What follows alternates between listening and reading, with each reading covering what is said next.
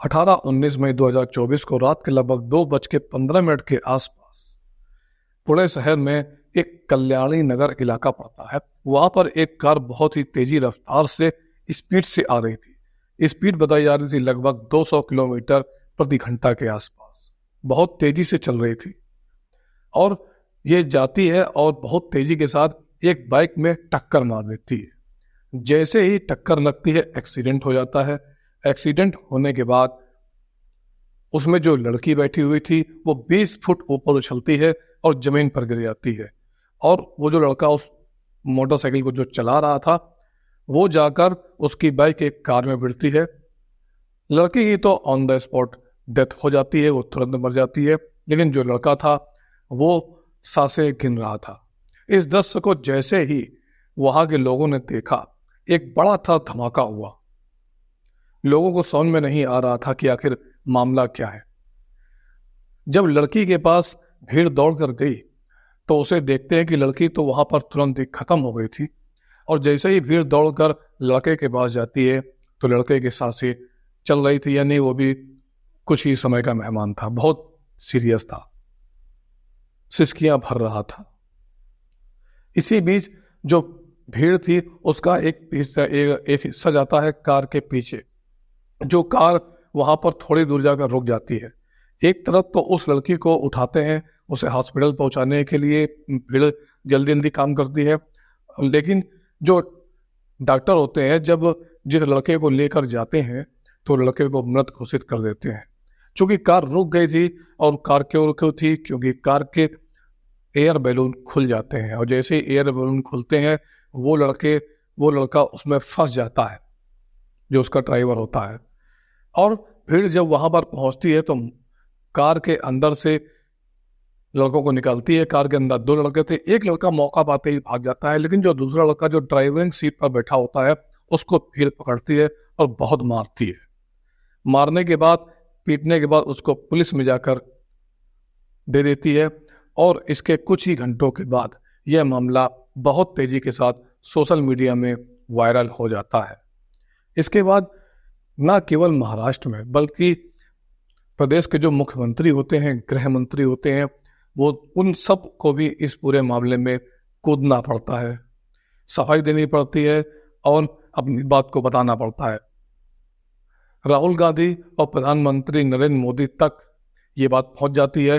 राहुल गांधी इस मामले में नरेंद्र मोदी से भी सवाल कर देते हैं और बोलते हैं जवाब तो आपको देना पड़ेगा। अब ये जो घटना है, बड़ी संख्या में लोग मोबाइल पे इसको शेयर करने लगते हैं। जो मरने वाले थे उनके जो घर वाले थे वो रो रहे थे, सिसकियां भर रहे थे। अगर कोई भी उनको देखेगा तो देख नहीं पा रहा था। आज कहानी के माध्यम से ये समझने और जानने की कोशिश करेंगे कि वो कौन था जो कार चला रहा था और वो कौन था जो भाग गया था, और मरने वाले कौन थे, उनका क्या हुआ। ये सारी खबर हम लोग एक वीडियो में जानेंगे। नमस्कार दोस्तों, मैं विराज शर्मा 3 न्यूज चैनल पर आप लोगों को ये सच्ची घटना सुनाने जा रहा हूँ। चैनल को सब्सक्राइब कर लीजिए और वीडियो को लाइक कर दीजिए। ये सच्ची घटना है महाराष्ट्र प्रदेश के एक शहर है पुणे। इसी में रहने वाला एक व्यक्ति होता है जिसका नाम होता है SK अग्रवाल। दरअसल SK अग्रवाल उसका एक पोता होता है जिसने हाल ही में 12वीं की परीक्षा उत्तीर्ण की थी। परीक्षा उत्तीर्ण करने के बाद उसके कुछ दोस्त होते हैं, उसके कुछ साथी होते हैं, और वो कहते हैं कि यार देखो तुम पास हो गए लेकिन तुमने अभी तक पार्टी नहीं दी, पार्टी तो तुमको देनी पड़ेगी। जब पार्टी की बात आती है तो कई दिनों से प्रोग्राम बन रहा था कि कब पार्टी होगी, कैसे होगी। इसलिए 18 मई 2024 की रात को वो कहते हैं कि 10 या 12 लोग जो उसके दोस्त होते हैं, एक मोडवा नाम की एक जगह लगती है, वहां पर कोजी एक पब होता है, कोजी, वहीं पर जाते हैं। और जाने के बाद रात में लगभग 90 मिनट तक ये जो पब होता है खुला रहता है। और लगभग रात के 10 बजे के आसपास जब वहां पर सब पूरा अपना काम वाम कर लेते हैं, खा पी लेते हैं, उसके बाद होटल वाले से कहते हैं, होटल वाले उससे बोलते हैं कि आप अब ज़्यादा देर तक यहाँ पर नहीं रुक सकते क्योंकि शराब अब आपको नहीं दी जाएगी। खैर वो लड़के वहाँ से उठते हैं। उनको जो खाना पीने की उनका जो होता है बाद में वो वहाँ से निकल जाते हैं। अब आता है बिल देने का नंबर। तो ये जो 90 मिनट का खाने पीने का बिल था, शराब वगैरह पीना, खाना पीना, जो भी बिल था, वो लगभग 48,000 रुपए के आसपास आता है। जी हाँ, 48,000 के आसपास का बिल बनता है। जो लड़का होता है वो SK अग्रवाल का पोता होता है और जाता है और बिल अदा कर देता है। उसमें उसको कोई दिक्कत नहीं, क्योंकि एक बड़े बाप की औलाद होता है। क्योंकि ये जो लड़का होता है इसके पास बहुत पैसा होता है। उसने कहा कोई दिक्कत नहीं है, और वहां से ये लोग निकलते हैं और ब्लैक क्लब मैरियट होटल के अंदर चले जाते हैं, जो वहां पे थोड़ी दूर पर होता है। अंदर जाने के बाद जो उनके खाने की कसर थी, जो उनके शराब पीने की कसर थी, वहां पर वो कसर अपनी पूरी करते हैं। अब 19 मई शुरू हो जाता है, क्योंकि रात का 2 बज जाता है। जैसे ही 2 बजते हैं, अब सब जो साथी होते हैं अपने अपने घर चलने लगते हैं, और लड़का कहता है कि ठीक है, आज कार मैं चलाऊंगा। अब जो उसका साथी बैठा होता है उसने कहा कि कार आज मैं चलाऊंगा, क्योंकि मैंने 12वीं उत्तीर्ण की है। और इस लड़के की उम्र होती है 17 साल 8 महीना। 17 साल 8 महीने का लड़का ये जैसे ही कार की स्टीयरिंग में बैठता है, और इसके जितना जोश होता है, जितनी ताकत होती है, पूरी ताकत से स्टीयरिंग को पकड़ता है और एक्सीलेटर पर पांव रखता है, गियर लगाता है, गाड़ी चलाना शुरू कर देता है। धीरे धीरे ये गाड़ी अपनी पूरी ताकत में आती है और लगभग 150 से 200 किलोमीटर की रफ्तार को पकड़ लेती है। कल्याण नगर थाना का जो रोड होता है, वहां पर इसने दौड़ाना शुरू कर दिया। कार जो थी वो हवा से बात कर रही थी। अब जैसे ही ये रात का जो अंधेरा होता है ये और घना हो जाता है, कल्याण नगर के उस इलाके से जब ये कार गुजर रही थी तो सड़क पर कुछ लोग खड़े हुए थे, और ये कहा जाता है कि मुंबई कभी सोती नहीं है, और मुंबई के आसपास में जो शहर हैं वो भी नहीं सोते हैं, क्योंकि मुंबई एक बड़ा नगर, उसके आसपास के नगर भी बड़े हैं। उसके बाद ये तेज रफ्तार कार एक बाइक में टक्कर मार देती है। उस पर जैसे ही टक्कर लगती है, उस पर एक लड़की सवार होती है। वो लड़की जो होती है वो ऑन द स्पॉट मर जाती है। जो लड़का होता है वो कुछ देर के बाद हॉस्पिटल में दम तोड़ देता है। लेकिन ये जो लड़का कार चला रहा था, वो लड़का वहां से भागने की कोशिश कर रहा था, लेकिन एयर बैग जो थे वो खुल जाते हैं। खुलने की वजह से वो भागने में असमर्थ हो जाता है, और भीड़ उसको पकड़कर पीटना शुरू कर देती है। इसके बाद भीड़ उस लड़के को पुलिस के हवाले कर देती है। पुलिस ने उसको हिरासत में लेती है और सीधा उसको थाने लेकर आ जाती है। तो पुलिस थाने में जैसे ही आपने पिक्चरों में देखा होगा कि जो बड़े लड़के होते हैं वो बताते हैं कि मेरे पिताजी का नाम जानते हो, कौन है मेरे पापा, मैं उन्हीं का लड़का हूँ। और वो सीधे जाता है और अपने दादाजी का नाम बताता है। दादाजी का जैसे ही नाम बताता है तो पुलिस का रवैया उसके प्रति ढुलमुल हो जाता है, ढीला रवैया हो जाता है। उस लड़के ने अच्छी खासी शराब पी थी, ऐसा मीडिया रिपोर्ट बताती है। और उसके बाद जब वो अपने बारे में बताना शुरू करता है कि शायद तुम मुझे जानते नहीं हो, मेरे दादा का नाम SK अग्रवाल है और मेरा पिताजी का नाम विशाल अग्रवाल है। मीडिया रिपोर्ट्स ये बताती हैं कि ये लगभग 602 करोड़ की नेटवर्क कंपनी का मालिक है, यानी कि उसके पास इतना पैसा है कि बहुत सारा पैसा है। उसके बाप दादा अमीर बिल्डर होते हैं। अब जो बिल्डर है, पैसा है, तो जाहिर सी बात है कि राजनीति में भी पकड़ होती है, प्रशासन में भी पकड़ होती है। जैसे जैसे उसके परिवार के बारे में पता चलता है तो पुलिस जो होती है वो अपना रवैया और ज़्यादा धीमा कर देती है और उस लड़के के साथ बहुत ही सिंपैथी पूर्ण रवैया अपनाना शुरू कर देती है। उस लड़के को पिज्ज़ा लेकर आती है पुलिस और बताती है, बेटा मैं तुम्हारे लिए पिज्ज़ा लाया हूँ, आराम से खाओ और आराम से रहो। कुछ देर के बाद फिर बर्गर का इंतजाम भी किया जाता है। ऐसा बताया जाता है कि उसको बिरयानी भी दी जाती है। अब उसको कोई दिक्कत नहीं थी, उसको कोई फिक्र नहीं थी, क्योंकि बड़े बाप का बेटा था, आज नहीं तो कल छूट ही जाएगा, टेंशन लेने वाली कोई बात थी नहीं। और पुलिस वाले भी उसके तरफ बहुत ही आराम से, बहुत ही प्रेम से पेश आ रहे थे।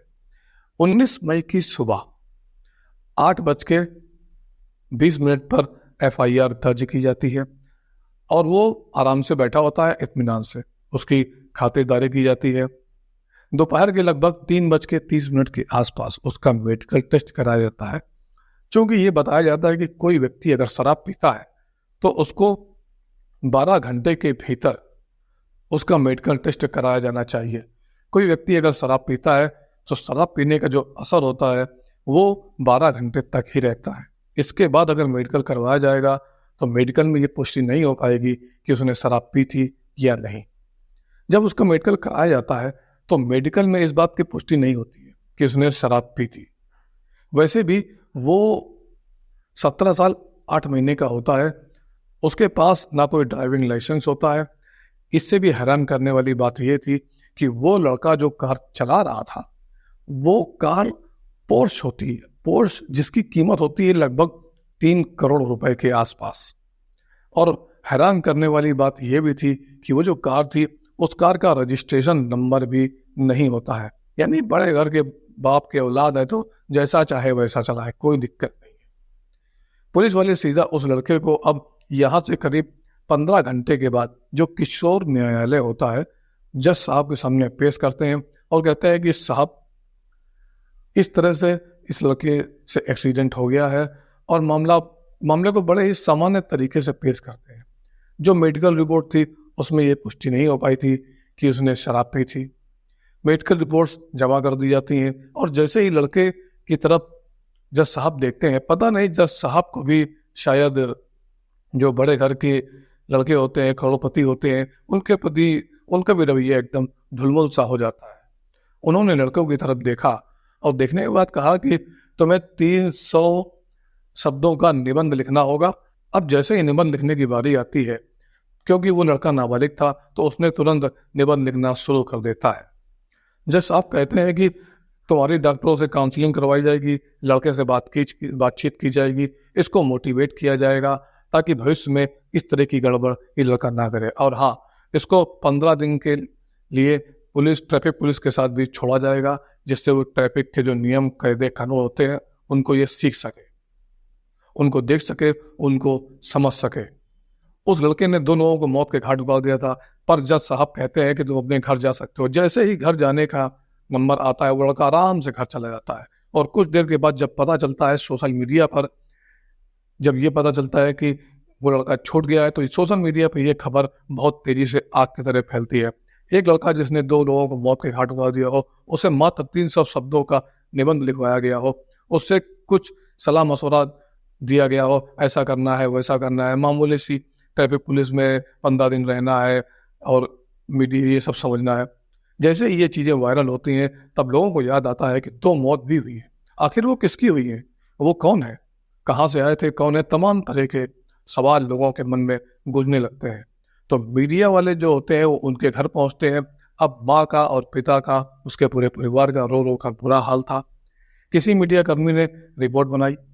रिपोर्ट बनाने के बाद वो अपने अकाउंट यानी यूट्यूब पर हो, वेब पोर्टल हो, सोशल मीडिया हो, फेसबुक हो, इंस्टाग्राम हो, उसमें पोस्ट करते हैं। दरअसल मध्य प्रदेश का एक इलाका है जबलपुर, इसी का एक सैनिक सोसाइटी लगती है। सैनिक सोसाइटी के सुरेश कोस्टा और उसकी पत्नी होती है ममता कोस्टा, उसकी बेटी होती है, उसकी उम्र होती है लगभग 24 साल के आसपास, जिसका नाम होता है अश्विन कोस्टा, जो कि इंजीनियर होती है लड़की। पहले अमेजॉन कंपनी में काम करती है और बाद में वो अपना और प्रमोशन वगैरह लेने के लिए Johnson and Johnson company join करती है। यह रविवार की रात यानी कि 18 मई 2024 की रात को जैसे ही अपनी ऑफिस वगैरह से बाहर निकलती है तो उसका जो दोस्त होता है उसको फोन करती है, और दोस्त का नाम होता है अश्विनी अवधिया।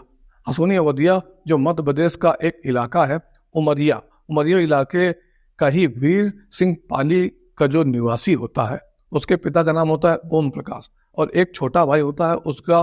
कुल मिलाकर उसको लड़की फोन करती है और कहती है कि आज बर्थडे है और पार्टी तो देनी ही पड़ेगी। कुल मिलाकर वो दोनों पार्टी करने के लिए जाते हैं और बर्थडे पार्टी करने के बाद, खाना पीना खाने के बाद, अब ये अपने घर अपने कमरे के लिए वहां से निकल पड़ते हैं। उनको शायद पता नहीं था कि ये जो समय है वो उनकी जिंदगी का आखिरी समय होगा। कल्याण नगर की तरफ जैसे ही वो निकलते हैं, पीछे से एक कार आ रही थी अनियंत्रित, बहुत तेजी से कार उनको टक्कर मारती है और दोनों की मौत हो जाती है। जैसे ही कार की टक्कर लगती है दोनों की मौत हो जाती है। उसके बाद जो घर वालों को पता चलता है तो घर वालों का रो रो कर बुरा हाल हो जाता है, क्योंकि लड़की भी और लड़का भी दोनों अपने परिवार से परिवार की एक रीढ़ की हड्डी की तरह काम कर रहे थे। यही लोग कमाते थे और परिवार को जिया करते थे। मध्यम वर्गीय परिवार था, जिस वजह से पैसों की दिक्कत रहती थी। दोनों ये जो होते हैं, लड़का और लड़की, जो हादसा हो चुका था वो इस दुनिया में अब नहीं रहे। उसके बाद जिस लड़के ने उनको मारा था एक अरबपति फैमिली से बिलोंग करता था, इसलिए पुलिस उससे एक सामान्य व्यक्ति की तरह व्यवहार कर रही थी, बड़े प्रेम से व्यवहार कर रही थी।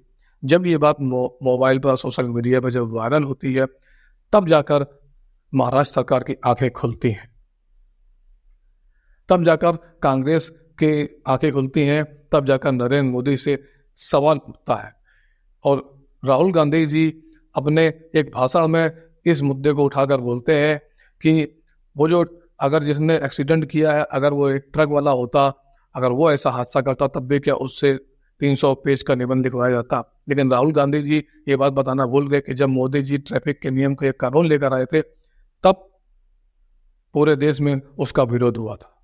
खैर, इसके बाद ये बात जब गृह मंत्री और प्रधानमंत्री तक पहुंचती है, तब जाके जो मुख्यमंत्री होते हैं वो आईजी साहब से और कमिश्नर से बात करते हैं, और इस लड़के का जो मामला है इसको किशोर न्यायालय से हटाकर इसको वैसे न्यायालय में ट्रीट करने के लिए अपील की जाती है, ताकि ये जो लड़का है इसको 17 साल 8 महीने का ना मानकर, क्योंकि 4 ही महीने इसके बालिग होने में बचे थे, तो इसको 18 साल के बच्चे की तरह ही, लड़के की तरह ही इसको ट्रीट किया जाएगा। इसके ऊपर जो मुकदमा चलेगा वो भी उसी तरह से किया जाएगा। अब इसके पिता की भी, यानी एसके अग्रवाल की भी गिरफ्तारी हो जाती है। जिस होटल में इन्होंने शराब पी थी, उस होटल के सीसीटीवी को खंगाला जाता है, और पुलिस की जो रिपोर्ट बनती है, उस पुलिस की रिपोर्ट में ये लोग शराब पीते हुए नहीं दिखाए गए, लेकिन सीसीटीवी में दिखते हैं। मेडिकल रिपोर्ट को जैसे तैसे तोड़ मरोड़ कर पेश किया गया। इस पर कई फिल्में बनती हैं कि एक आम आदमी न्याय के लिए भटकता रहता है और जो अमीर लोग होते हैं वो तुरंत ही न्याय ले लेते हैं। इसी तरह जो सलमान खान है, सलमान खान ने भी जो मजदूरों के ऊपर गाड़ी चढ़ा दी थी, सलमान के ऊपर भी हिट एंड रन का केस चल रहा है, लेकिन सलमान खान भी पैसे वाले हैं, अमीर हैं, इसलिए बचा हुआ है सलमान खान। क्योंकि सलमान खान एक बहुत बड़े हीरो है, इस चक्कर में उनके ऊपर कोई दिक्कत नहीं हो रही है। उसी तरह इस लड़के के साथ भी इसको भी कोई दिक्कत नहीं हुई, क्योंकि इसके जो बाप दादा होते हैं, जो बिल्डर होते हैं, उन्होंने बहुत पैसा कमाया। उनका संबंध छोटा राजन से भी बताया जाता है, और यह भी बताया जाता है कि किसी को धमकी दिलवानी हो, किसी को पिटवाना हो, किसी को मरवाना हो, तो उसमें भी छोटा राजन की ताकत का इस्तेमाल इसके जो बाप थे वो करते थे, जिसका नाम एसके अग्रवाल था। चूंकि ये मामला भी कोर्ट में विचाराधीन है, इस पे भी केस चल रहा है, कोई फैसला भी नहीं आया है। इसी तरह एक महिला ने इसी मामले में ट्वीट किया। ट्वीट करने के बाद उसने लिखा कि जिस लड़के ने एक्सीडेंट किया है, दरअसल वो लड़का दबंग प्रवृत्ति का है, गुंडा टाइप का है, उसको नशा है अपने पैसों का। उस लड़के ने उस महिला के बेटे के साथ भी अभद्र व्यवहार किया था, तो उसने जाकर कॉलेज प्रशासन से जब इस बात की शिकायत की थी, तो इस बात पर कॉलेज प्रशासन का भी ढुलमुल रवैया था, क्योंकि वो अमीर बाप की औलाद था। इस वजह से मजबूरन उस महिला को, अपने बेटे को उस कॉलेज से निकालना पड़ा। अब आगे कोर्ट में वकील क्या करेंगे, क्या दावपेच खेलेंगे, सबूत बेचे जाएंगे, खरीदे जाएंगे, दुनिया भर की चीजें होंगी। दो लोग मर चुके हैं, उनका इंसाफ मिलेगा नहीं मिलेगा ये तो बात की बात है। क्योंकि ये 17 साल 8 महीने का है और पैसे वाला भी है, तो अब देखते हैं क्या होगा। कोर्ट में ट्रायल होगा, ट्रायल होने के बाद बात सामने आएगी। दोस्तों, इस तरह की खबरें, इस तरह की सच्ची घटनाएं जो होती रहती हैं, तो हम लोगों को इससे सीख लेनी चाहिए कि इस तरह का जब होता है तो हम लोग अपनी पूरी सच्चाई और पूरी ईमानदारी से जो दोषी है उसको सजा दिलाएं, और ज़्यादा से ज़्यादा इस वीडियो को आप शेयर करें, लाइक करें और सपोर्ट करें। दोस्तों इस तरह की खबरें, इस तरह की सच्ची घटनाएं मैं अपने चैनल पर लाता रहता हूँ, इसलिए अगर आप लोग नए हैं तो चैनल को सब्सक्राइब करें, अगर पुराने हैं तो लाइक शेयर करें। धन्यवाद।